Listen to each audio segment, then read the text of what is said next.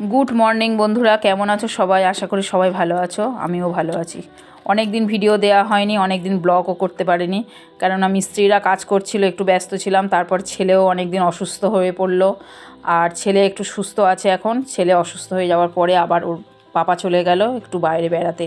তাই এই সব, ছেলের স্কুল এখন খুলে গেছে, এখন অনেকটাই ব্যস্ত, আর ভিডিও সেভাবে তোলাই হচ্ছে না। আর তারপরে কর্তামশাই চলে গেল একটু বাইরে বেড়াতে, ওর বিজনেসটাও দেখতে সামলাতে, এইভাবেই চলছে। আর এখন অনেকটা সকালেই উঠে পড়েছি, ভোর 5টা তখন বাজে উঠলাম, কেননা ছেলে আজকের বেরোবে 7:30টায়। ও সকাল 7:30টায় বেরোবে, ভাত খাওয়া দাওয়া করে গেল, আর টিফিন করে দিলাম।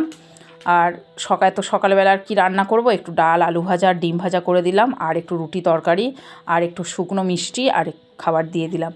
দিয়ে দেওয়ার পরে বর চলে গেল বাজার থেকে নিয়ে এলো ইলিশ মাছ। আজকেরই প্রথম এই বর্ষার ইলিশ আমাদের বাড়িতে এলো।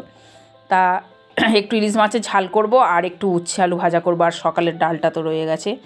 আর ইলিশ মাছটা এখানে একটু অল্প করে ভেজে নিলাম।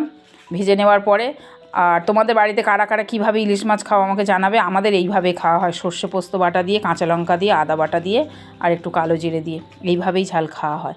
তা রান্নাবান্না সব সেরে সুরে গুছিয়ে নিলাম, নিয়ে কিছু বাসন ছিল মাজা ধোয়া করলাম।